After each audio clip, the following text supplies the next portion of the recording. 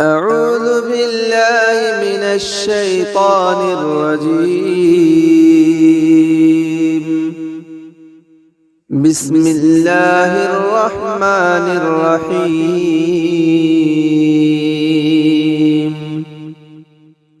قل أعوذ برب الناس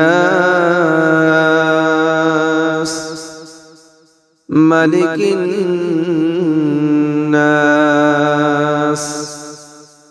إله الناس من شر الوسواس الخناس